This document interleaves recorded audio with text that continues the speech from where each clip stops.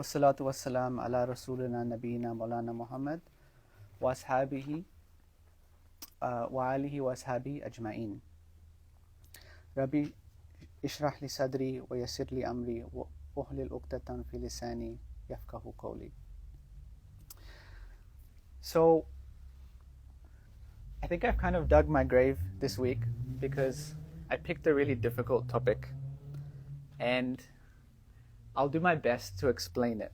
The reason I picked this topic is because it's very important and Iqbal talks a lot about this theme, the idea of the heart and the mind, over and over and over again. It's like his top 3 themes if we were to categorize his themes, right? So I'm going to do my best to present it as Iqbal sees it, but also present it how I sort of see these ideas as well, relevant to me today in 2023 in Australian society. So firstly, why does Iqbal talk about the heart and the mind and their connection so much? It's a question for all of you. Why do you think this is an important topic or worth talking about? Yes? Maybe the heart has a connection to the fitra Mm-hmm. and to wanting to be cleansed. Mm-hmm. The mind might is connected to the nafs, Mm. and it might distract the heart from its true intentions and true needs and desires. Mm-hmm. So understanding the mind-heart connection is essential to understanding who we are as beings on this earth. Yes, it's a good answer. I think these are uses two symbols to represent the the mind. He represents the place which thinks a lot, Mm. and it is very restrictive in his work. He thinks more and does job less, while heart it thinks less. Mm-hmm. It represents a passion and ishq. Mm-hmm. So it basically whenever he needs to represent the passion and ishq, he uses dil. Okay. And whenever he thinks that there's a the things are restrictive and the person thinks a lot and takes the consequences more than the action, then he talks about the akal. So there's... So that's the best example is that बेखतर कूद पड़ा आतिशे नमरूद में इश्क अक्ल है महवे तमाशाए लबेबाम अभी. हम अभी पढ़ेंगे इसे. So that's basically what it's. These are two symbolic things. So there's this idea of ishq or heart, right? Dil as representing movement and passion, and there's this idea of aql as representing kind of caution or representing even passivity. ठीक है. So, ji? This aql in today's time, Mm-hmm. language, when we say evidence-based stuff, Mm-hmm. that is aql stuff. Sure. We'll talk about this. So, firstly, I think there are 2 reasons why Iqbal talks about mind and heart so much. Like any good philosopher or person of deep thought, Iqbal wants to understand how we think, what motivates us, what moves us, what is rationality, what is intuition, what does it mean to know? What does it mean to have a spiritual experience? And these are actually not academic questions. They're not just academic questions. They're questions that are really, really important because the answer we give to these questions tells us a lot about how we think human nature functions and what it means to be human.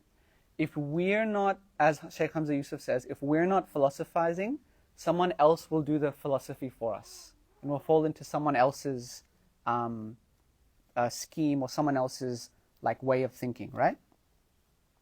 And this is even more important in an age where religion and spiritual feeling is something that's often demeaned and put down by those who think they are rational and logical and advanced.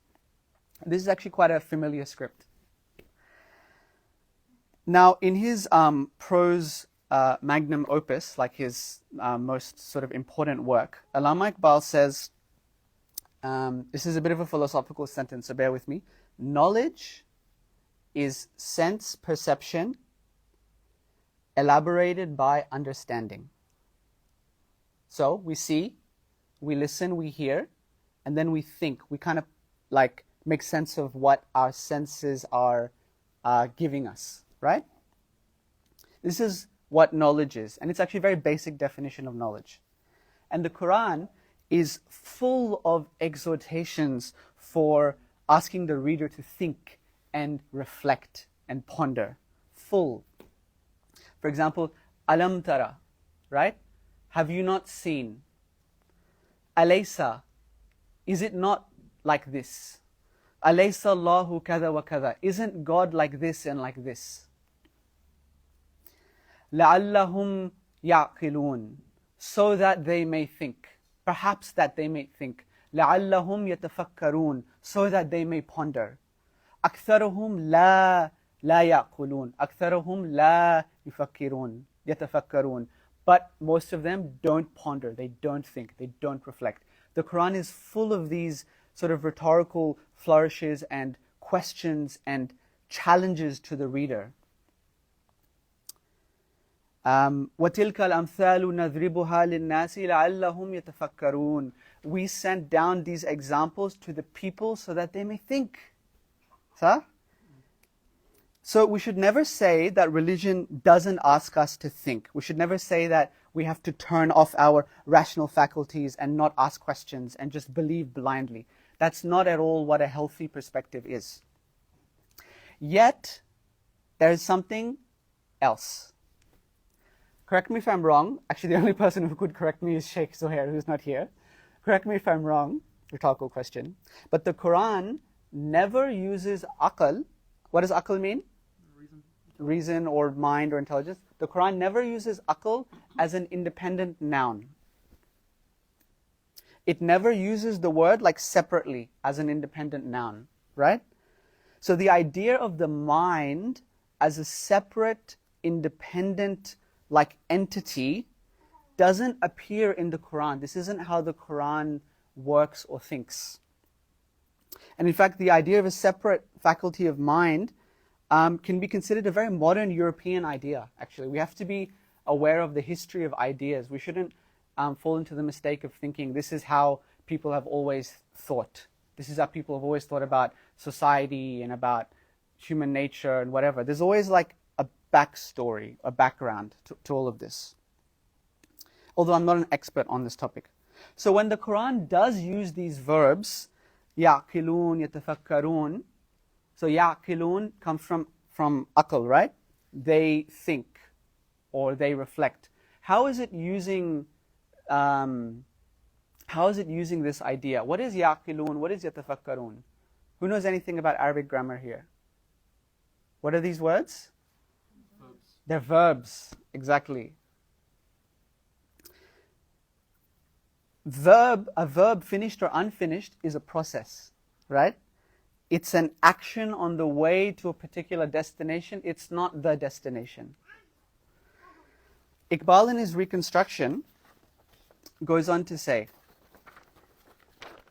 in the interests of securing a complete vision of reality, capital R reality, sense perception, knowledge, must be supplemented by the perception of what the Quran describes as fuad, or heart. And he then quotes from Surah Sajda, which is the 32nd verse of the chapter of the Quran, verse 9. And this is from a series of really profound verses of the Quran that describe God creating the universe and creating the human being. And in verse number 9, the Quran says, ثُمَّ سَوَّاهُ وَنَفَخَ فِيهِ مِنْ رُوحِهِ وَجَعَلَ لَكُمْ السَّمْعَ وَالْأَبْصَارَ وَالْأَفْئِدَةَ قَلِيلًا مَا تَشْكُرُونَ. And the translation goes like this: God fashioned the human and He gave him a soul. And then He bestowed upon the human hearing and sight and a heart. So we have the body, we have the soul, we have sight and vision, the senses, and then we have the heart. What's missing from this schema? Aql. Aql is not here. Ponder on this. So we have hearing and vision, and we have the faculty of the heart. And in traditional worldviews, the heart is actually the center of understanding. Everything flows through the heart, is interpreted through the heart. And if we look at the linguistic meaning of aqala yaqilu as a verb, to think, the linguistic meaning is actually, like one of the meanings is to pin down, to confine, to detain. And a mu'takil in Arabic is a prison camp, for example. I'tikal is to arrest someone. And it all comes back to this verb, aqala. So one meaning is to think, and the other meaning is to pin down. Now, what Iqbal is saying, what the Quran is saying, is that needs to be something bigger picture to connect the dots. Because if you just pin something down, you're just focused on it. You're not focused on how to make the bigger picture. So, aqala linguistically is to trap, right? Or to detain. But it's the fuad, it's the heart that links it all together. Iqbal goes on to say the heart is a kind of inner intuition or inner insight which feeds on the rays of the sun. Now, if we read our first poem, Iqbal says here, अकल ने एक दिन ये दिल से कहा, भूले भटके की रहनुमा हूँ मैं, हूँ ज़मीन पर गुज़र फलक पे मेरा, देख तो किस कदर रसा हूँ मैं, काम दुनिया में रहबरी है मेरा, मिसले खिज़र खजस्ता पा हूँ मैं, हूँ मुसफ़िर किताब हस्ती की, मज़हर शान किब्रिया हूँ मैं, बूंद एक खून की है तू, लेकिन गैरत लाल बेबहा हूँ मैं. One day, reason said to the heart, I am a guide for those who are lost. I live on earth, but I roam the skies. Just see the vastness of my reach. So reason and heart are in a dialogue. Iqbal loves creating this scenario. My task in the world is to guide and lead. I'm like Khizr. Khizr, the famous character from the Quran, right? He's a guide. I interpret the book of life, and through me divine glory shines forth. You, now reason is talking to the heart, you're no more than like a bunch of blood, a drop of blood. I am the envy of the priceless pearl. दिल ने सुनकर कहा, ये सब सच है, मगर मुझे भी तो देख, क्या हूँ मैं. राज़ हस्ती को तू समझती है, और आंखें से देखता हूँ मैं. है तुझे वास्ता मज़ाहिर से, और बातिन से आशना हूँ मैं. इल्म तुझसे, तो मारिफत मुझसे. तू खुदा जू, खुदा नुमा हूँ मैं. इल्म की इंतहा बेताबी, इस मर्ज की मगर दवा हूँ मैं. शमा तू महफिल सदाकत की, हुस्न की बज़म का दिया हूँ मैं. तू ज़मां मकान से रिश्ता बपा, तायरे सिदरा आशना हूँ मैं. किस बुलंदी पे है मकाम मेरा, अर्श रब्बे जलील का हूँ मैं. So now, the heart, dil by the way means heart in Farsi, the heart responds. The heart listened and said, yeah, this is all true. But now look at me and see what I am. You penetrate the secret of existence, but I see it with my eyes. You deal with the outward aspect of things, but I know what lies within. Knowledge comes from you, and gnosis comes from me. Gnosis means marifat. Gnosis is like spiritual insight. Gnosis comes from me. You seek God, and I reveal him. Attaining the ultimate in knowledge or attaining the ends of knowledge only makes one restless. But I'm the cure for that malady. You're the candle in the assembly of truth, but I'm the lamp. You're hobbled by time and space, but I'm the bird on the Sidratul Muntaha, on the lotus tree. So the Prophet goes to Miraj, right? And he goes right to the ends of existence, right before like the space where God's throne is located, and there's the lot tree.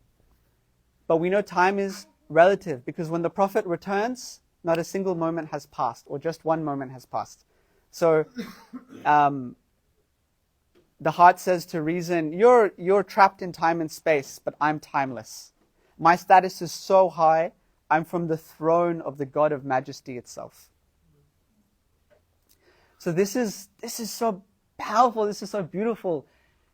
And it's coming back to this idea that Iqbal is saying, the Quran is saying, there's a deeper insight that we need to strive for. Reason can only help us get some of the way there, not all of the way. Let's keep reading. In a ghazal from Bangedara, Iqbal says, पुख्ता होती है अगर मसलहत अंदेश हो अकल, इश्क हो मसलहत अंदेश तो है खाम अभी, बेखतर कूद परा आतिश नमरूद में इश्क, अकल है महवाए लबे बाम अभी. If intellect is prudent or practical, it's considered mature. But if love is practical, it's still immature. Love fearlessly jumps into the fire of Namrud, whilst intellect remains absorbed in the spectacle from the edge, thinking about whether or not to go in or what will happen. Who knows about the fire of Namrud, by the way? What is this a reference to? Yes. So, Ibrahim alayhi salam is preaching, protestalizing, and he's taken and captured by the pagan authorities of the time, and they build a massive fire to throw him in, and they say, if your God is true, he'll save you. And God turns the fire, makes the fire harmless, or turns the fire into a rose garden, right? But for that to happen, Ibrahim has to jump in. And when he does, then the miracle is revealed. इश्क फरमूदा कासिद से सबक गाम अमल, अकल अभी समझी ही नहीं मानिए पैगाम अभी, शहवाए इश्क है आज़ादी ओ दहर आशोबी, तू है जन्नारी बुतखाना अय्याम अभी. Love moves fast, implementing the messenger's instructions. So the messenger has come and he's given the message, and love reads it and moves straight away. But intellect has still yet to understand the message. It's sitting there looking at it, turning it upside down, figuring out all the meanings, doesn't know what to do.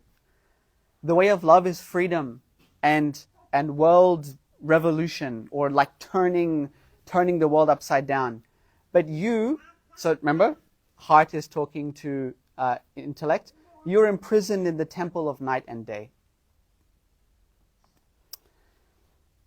Now let's read another excerpt of a poem from Ilm o Ishq, Knowledge and Love. This is not a dialogue between knowledge, of course, and love. So, Ilm ne mujhse kaha, ishq hai diwanapan. Ishq ne mujhse kaha, ilm hai takhmeen o zan. Knowledge said to me, love is madness. Have you seen love? He's crazy. Love is madness. But love said to me, knowledge is supposition and estimation. Guessing and, knowledge and supposition, estimation, guessing and thinking and trying to find every twist and turn and not ever quite getting there. The poet in Urdu says,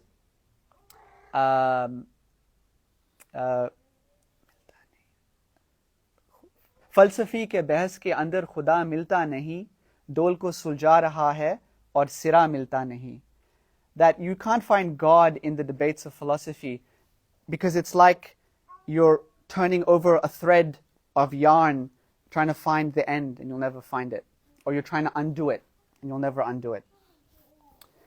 Aage it says, Bandaye takhmeen o zan, kirme kitabi na ban, ishq sarapa hazur, ilm sarapa hijab. Ishq ki garmi se hai moraka-e kainat, ilm maqam-e sifat, ishq tamasha-e zaat. Ishq sukoon o sabat, ishq hayat o mamat. Ilm hai paida sawal, ishq hai pinha jawab. O slave of supposition, don't be buried in books. Love is presence entirely. Knowledge is nothing but a veil. The universe is moved by the warmth of love. Knowledge deals with the attributes. Love is a vision of the essence. Love is peace and permanence. Love is life and death. Knowledge is the ever-present question, and love is the hidden answer. Ishq makao makeen, ishq zamao zameen, ishq sarapa yakeen, or yakeen fath bab. Love is space and creation. Love is time and place. Love is conviction entirely, and conviction is the key. Sharh muhabbat mein hai ashrat manzil haram. Shoresh tufan halal, lizzat sahil haram. Ishq pe bijli halal, ishq pe hasil haram. Ilm hai ibnul kitab, ishq hai kitab. The luxury of destination is forbidden in the law of love. Fighting the storms is necessary, but the comfort of the shore is forbidden.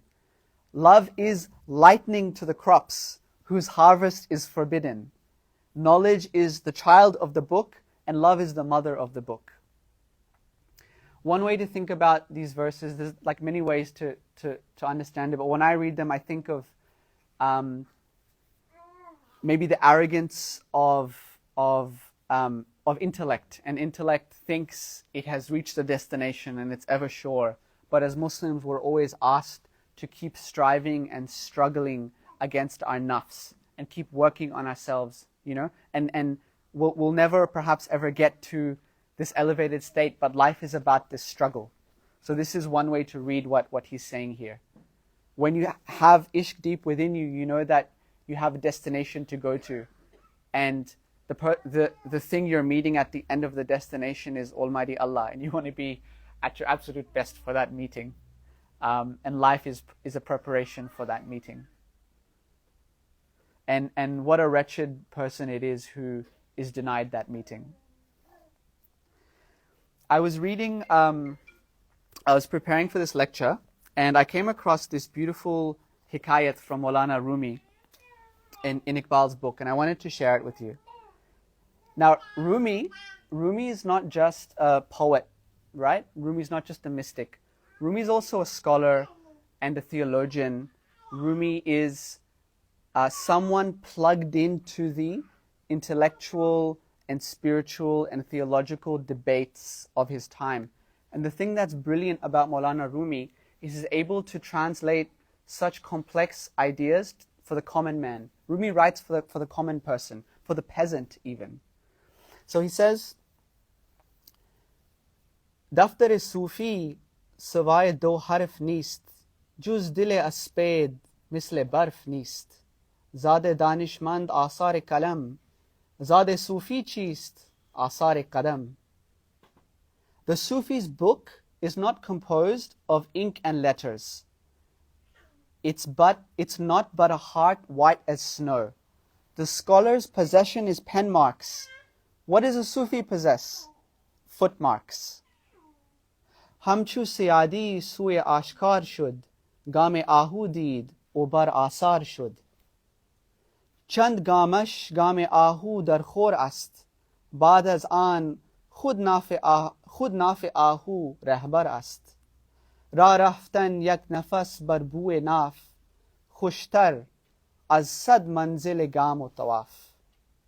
The Sufi stalks the game like a hunter. He sees the musk deer's tracks and follows its footprints. But for some, whilst for some the track of the deer is enough, right? But for the Sufi, or for the person of true insight, it's the musk gland of the deer that is his guide. To go one stage guided by the scent of the musk gland is better than 100 stages of trying to find the footprint. So the footprint represents logic, and the musk gland, the smell, the slight scent of the deer, right, represents inner intuition and love. Now, the Sufi or the true Muslim, whatever, it's not that they're not using logic. They're using logic. They look for the footprints, but that only takes them so far, right? And then to truly find the deer, to actually get to the destination, they have to switch to their internal faculty. That's what Maulana Rumi is saying in this story. Hopefully that was somewhat clear. I thought that is a beautiful story. And let's mix Farsi and Urdu and Arabic and English. Amazing. That's what the Islamic tradition is, right? So, just to recap this point, Iqbal talks a lot about the connection between heart and mind, because he sees the heart as representing a truer and like inner kind of intuition, right? And logic can sort of only get you so far, and often can actually misguide people. Now, the second reason why Iqbal talks about this connection so much, right, is that he's interested in shaping minds, and he's trying to build like a consciousness in the reader. He's trying to shape like a truer, better, new Muslim, right? And when Iqbal does talk about this interplay of heart and mind, to me it seems like he's participating in two debates at the same time. One is an internal debate, like amongst Muslims, about how sort of like Muslims have understood reason and rationality and revelation. And the second is how Muslims should be in relation to the West. How Muslims should respond to ideas of heart and mind. Now, let's talk about the first reason. So, in Muslim history, we've sort of had different ways of getting to the same place. What's the place? Understanding the self, purifying the self, understanding God, seeking to live like a happy, good life, right? That's the destination.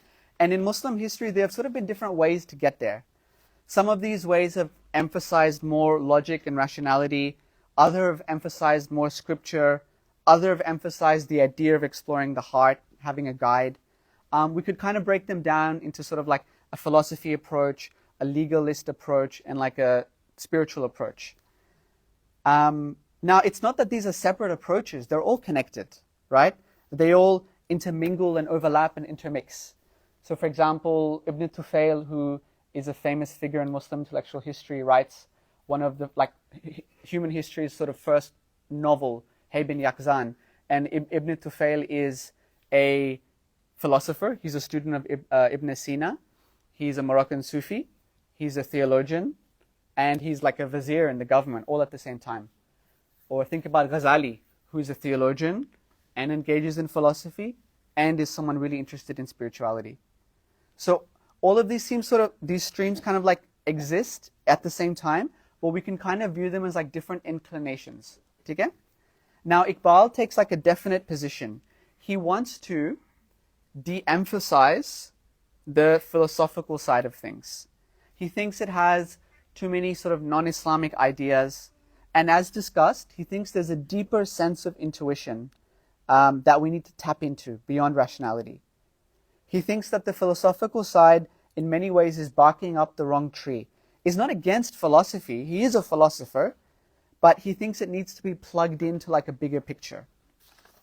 So for example, in this poem, Falsafi, Iqbal says, Buland baal tha, lekin na tha jasur o ghayur, Hakim sirre mohabbat se benasib raha. Phira fizaon mein kargis agarche shahin war, शिकार जिंदा की लिज्जत से बेनसीब रहा. He could soar, but he wasn't daring and passionate. The philosopher remained a stranger to the secret of love. The vulture roamed around the air like an eagle, wanting to be an eagle. But the vulture could never quite get acquainted with the taste of fresh prey. It's an interesting metaphor. Iqbal loves the vulture and the eagle as well. So he's saying like the philosopher, people really interested in philosophy, they try and get there, but they can never quite get there. Here's a Farsi line where he says, Akal ham ishq ast, zauke nazar begana neest, lekin in bechara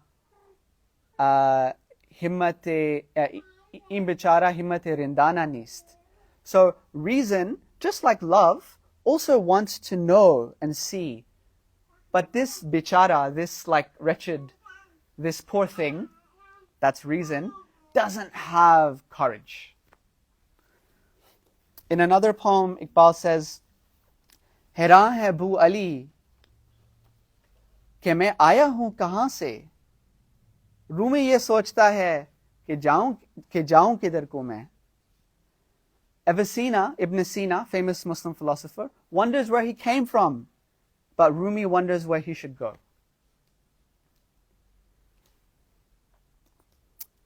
In another poem, actually let's get that one. So,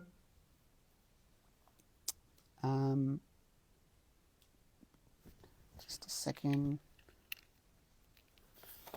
And we're having some technical difficulties. All of you just like digest what I'm saying. Give me like 1 second.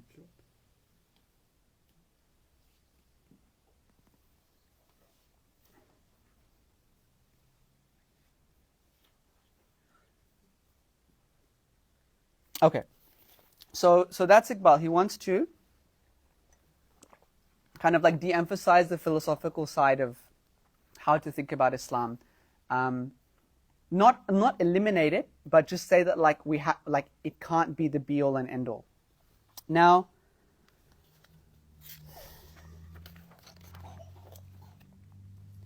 as I mentioned, the second move that Iqbal is making when he's discussing heart and mind and how Muslims should react, or how we should think about this, is his positioning how Muslims should be in relation to the West. If Iqbal wants to de-emphasize an approach that is like an approach to Islam that's purely rational, it's also because he has in front of him, like we all have in front of us, an example of a society based entirely on reason. That's to say Western society. Western society went through, like Europe basically, went through this really important shift a couple of 100 years ago. We call it the Enlightenment. Has anyone ever heard of the Enlightenment? Legend. Okay. You come here and explain the Enlightenment to everybody. No, I'm kidding. So the Enlightenment, right, is basically like a series of philosophical transformations in European society that said that in seeking to answer the fundamental questions of human existence, the meaning of right and wrong, the nature of social, political life, the world around us, we, people, don't need God. We can do it ourselves. We can do it through our rationality. That's essentially the Enlightenment in a nutshell. That's the spirit that has been driving European civilization for the past couple of 100 years. We don't need a reference to an external source, but we can just reference ourselves. For example, Immanuel Kant, who's a quintessential Enlightenment philosopher, says, enlightenment is man's emergence from his self-imposed immaturity. So concepts such as happiness and meaning and freedom are repurposed away from the divine and are instead subject to human reason. And now reason becomes capital R, reason, replacing capital G, God. So God is gone, as Nietzsche says, God is dead, na'udhu billah, and reason takes its place.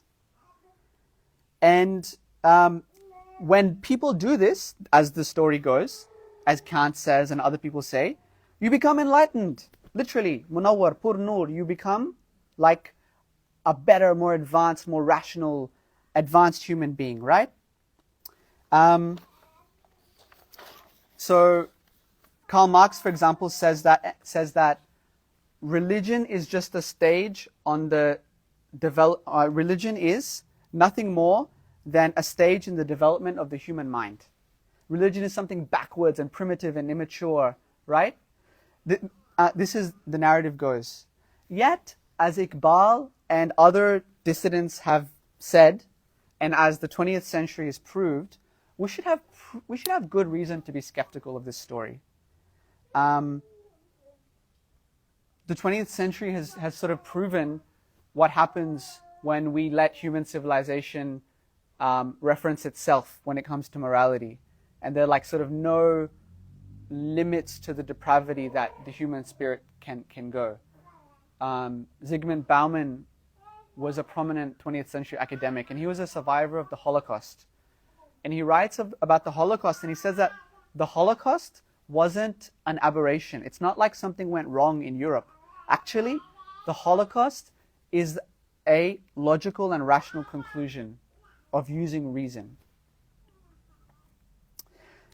One of the biggest problems we see today, because we have a society that is like completely rejected God and just completely tells itself, we just use reason. One of the problems when you remove an external reference is that there's no longer something to arbitrate between you and me in how we decide what is right or wrong. So if he says abortion is right and she says abortion is wrong, there's actually no way to decide who is right or wrong if you remove God from the picture. If he says, I'm a woman, and she says, I'm a man, and they say, and he says, I'm a they, and she says, I'm a cat, whatever, right? There's actually no way to determine who's right or wrong. If you actually think through all these premises to their logical conclusion, you can't actually say, if you remove God from the picture, yeah, you're not a cat. No, you're not a woman, whatever. There's actually no way to arbitrate. And we move from order, moral order, to moral disorder. And that's kind of what we're seeing in our society today. And what really matters ultimately is, as Nietzsche said that there are no facts, there are only interpretations. If there's nothing to morality but my will, then morality is my will. So I'm a woman and you have to accept it. And that's exactly what we see in today's society. It's literally becoming illegal to express disagreement with, for example, the idea of transgenderism. Like, you will face economic and social and criminal sanction if you say, no, your sexual orientation is wrong or is problematic, or no, gender is objective. Like, we're actually coming to the point where that's going to become a crime, because there's no way to decide what's right or wrong except who has like power. So this is a very dangerous and very problematic place to be, right? Iqbal sees this. Iqbal foresees this, actually. That's one of the biggest reasons why he wants to deprioritize like the idea of reason, rationality, right? And again, just before I move on, and we'll finish soon, inshallah, the idea of reason and rationality is some sort of like superior, like higher faculty. This is a story. It's not necessarily like a truth, right? It's a story that the Enlightenment West creates about itself. So in this poem, which I actually did last week, but I think it's brilliant, Iqbal says, the poem is called The Human of Modernity, of course. Ishq napaid o khirad mi gazadash surat mar, garche dar kasai zar lal ravani darad. Ishq has fled from him, the modern man, and his wisdom, his intellect, stings him like a snake from directions he couldn't have even foreseen, even though his goblet runs rich with red wine. Goblet running rich with red wine is a metaphor for material wealth, right? And comfort. We're the richest we've ever been and the more confused we've ever been. Most confused we've ever been. अकल को ताबे फरमाने नजर कर ना सका, ढूंढने वाला सितारों की गुजरगाहों का अपने अफकार की दुनिया में सफर ना कर ना सका. Sorry. Modern man, Ishq has fled from him, his wisdom stings him like a snake, but he couldn't reconcile his rationality with his inner intuition. He tracks the stars, but he couldn't traverse the world of his own thoughts. अपनी हिकमत के खम पेच में उलझा ऐसा, आज तक फैसला नफा और ज़रर कर ना सका. जिसने सूरज की शआओं को गिरफ्तार किया, जिंदगी की शब तारीख सहर कर ना सका. Entangled in the labyrinth of his own wisdoms and rationality, yet he is still unable to account for what is benefit and what is loss. He took captive the rays of the sun, but he couldn't bring about dawn in the darkness of his own life.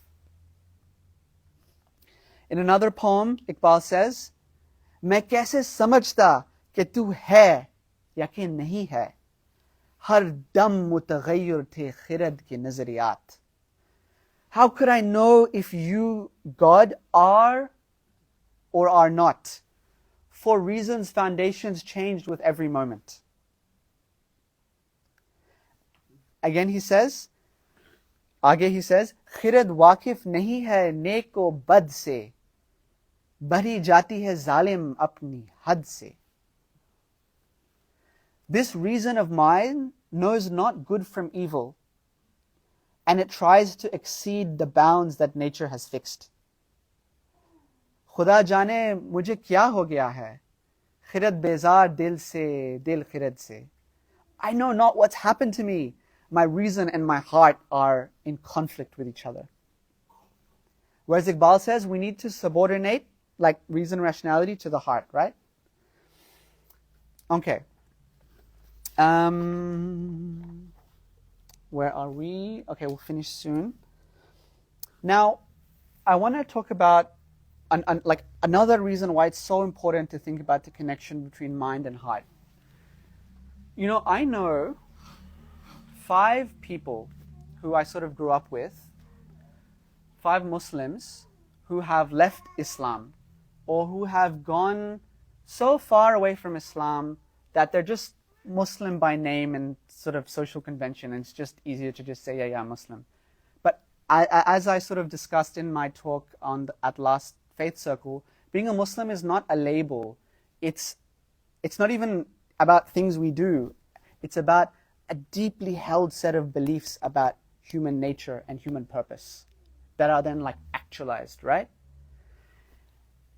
And these next verses, to me, speak to this phenomenon of the Muslim, modern Muslim who has gone astray, who has left Islam, who has become westernized, who is so lost in like Western thought and ideology that they're just sort of Muslim by name or not Muslim at all. And that's such a sad place to be. Like, we have the haqq, and these are people who have thrown away the haqq for like the glittering sights of dunya that ultimately deceive us all, right? Of course, these people that I mentioned, part of the reason they've left, although, you know, part of it is like family issues, growing up with a bad version of Islam, but part of it is also becoming like subsumed into sort of like a Western way of understanding the human. Okay. ये अकल जो माहो परवीन का खेलती है शिकार, शरीक शोरश पेहान नहीं तो कुछ भी नहीं. खिरद ने कहा भी दिया ला इलाह तो क्या हासिल, दिल और निगाह है मुसलमान नहीं तो कुछ भी नहीं. This reason that casts its net over the moon and the stars, if it's not a partner, yet if it's not a partner in the hidden tumult of the interior, then it's worthless. Even if reason recites the kalima, what's gained? If the heart and the gaze are not Muslim, then it's worthless. So it's not enough to just say, yes, I'm Muslim, or just rationally think it through. We have to have this inner conviction and inner passion. That's what makes a Muslim. Aage he says in a poem called The Westernized Muslim, Afrang Zada. Aha. Tera wujud sarapa tajalli afrang. कि तू वहाँ की इमारत गरों की है तामीर, मगर ये पेकर खाकी खुदी से है खाली, फकत नियाम है तू जरनिगार व बेशमशीर. Your light is just Europe's light reflected. You are just a structure and of which the four walls have been built by Europe's architects. You're not but just a clay of shell, just like an outer structure, right? With no khudi. Khudi we talked about in the very first lecture. Khudi is like the sense of passion and a sense of self-respect that every Muslim needs to have. You're just a scabbard. So a scabbard is something you put a sword in. That's some military vocabulary for you, Osama. You're just a scabbard lined with gold, but no sword. आगे he says, तेरी निगाह में साबित नहीं खुदा का वजूद, मेरी निगाह में साबित नहीं वजूद तेरा. वजूद क्या है? फकत जौहर खुदी की नामूद. कर अपनी फिक्र कि जौहर है बेनमूद तेरा. To your mind, God's existence seems unproved. Yet your own existence seems unproved to me. What is existence but the emergence of khudi? Take heed, your khudi has yet to emerge.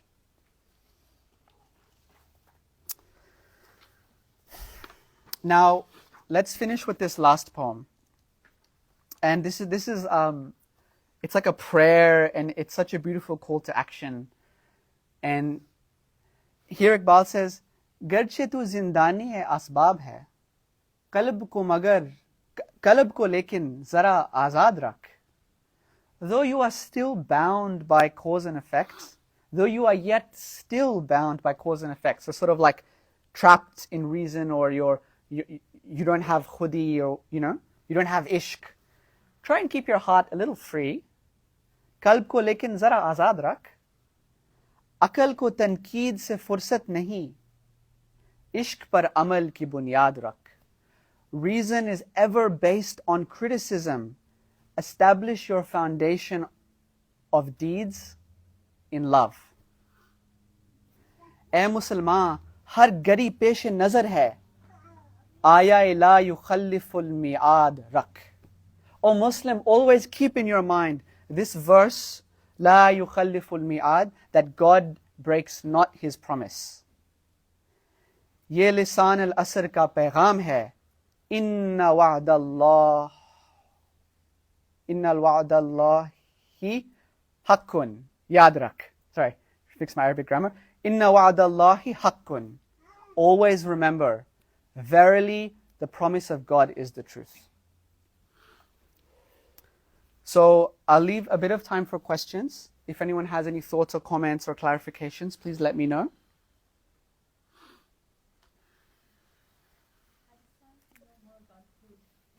Khudi, yes. So khudi is one of Iqbal's original contributions to Muslim civilization. Khud means self, and khudi means a sense of self. And the Muslim should have khudi. Khudi is a sense of dignity and purpose and meaning and self-respect and passion and all of these things. That's khudi, right? Self-awareness, like standing up for yourself, understanding your purpose. And khudi is something that you have to build and develop and work on. And the fully realized Muslim is the one who has khudi. So that's like khudi in a nutshell.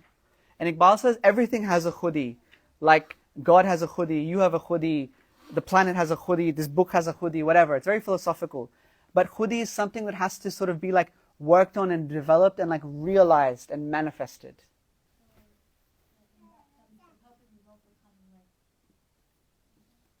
Sorry, say again?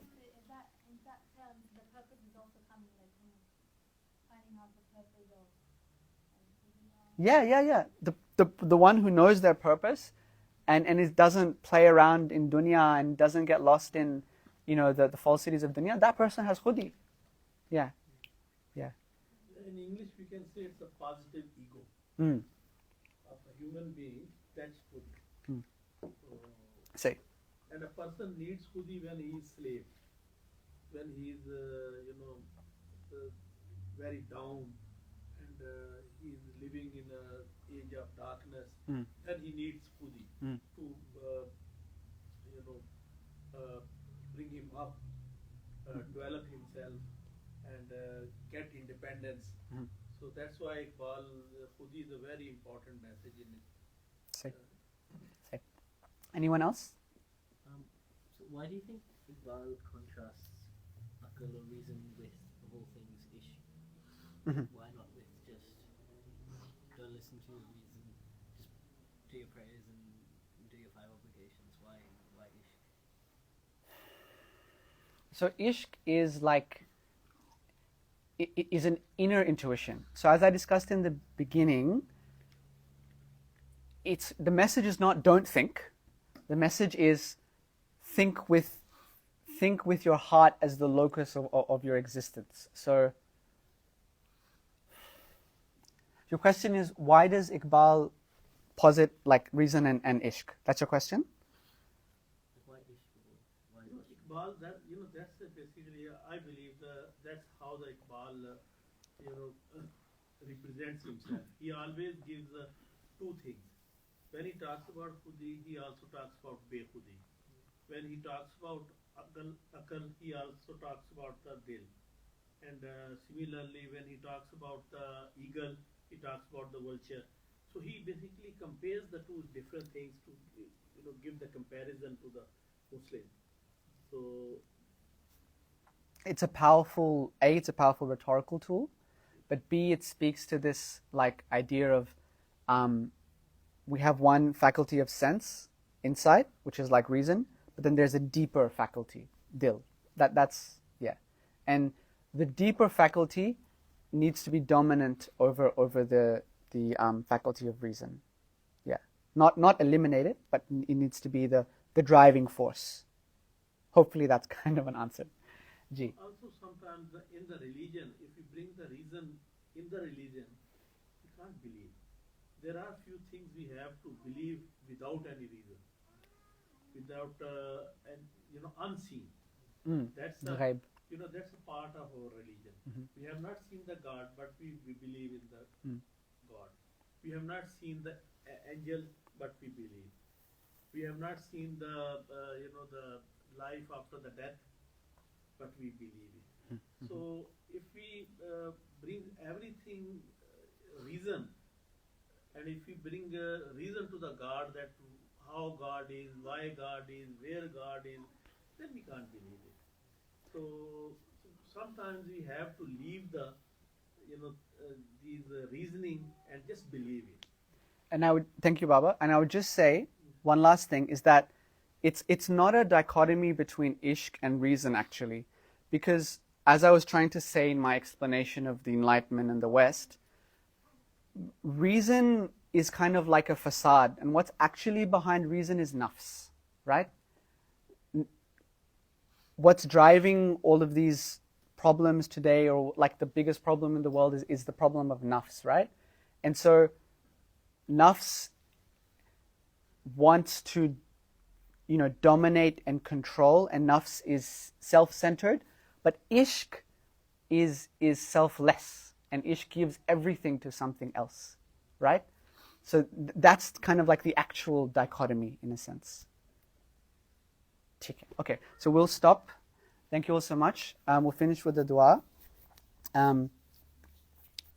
ربنا زدنا علما hikmatan, ihsanan, imanan. Ya Allah, please accept our efforts here today, and may we all learn and become wiser and become stronger Muslims, and benefit from the message of Allama Iqbal. And Ya Allah, bless Allama Iqbal and bless his maqam, forgive his sins and elevate his station. Ameen summa ameen. Thank you all.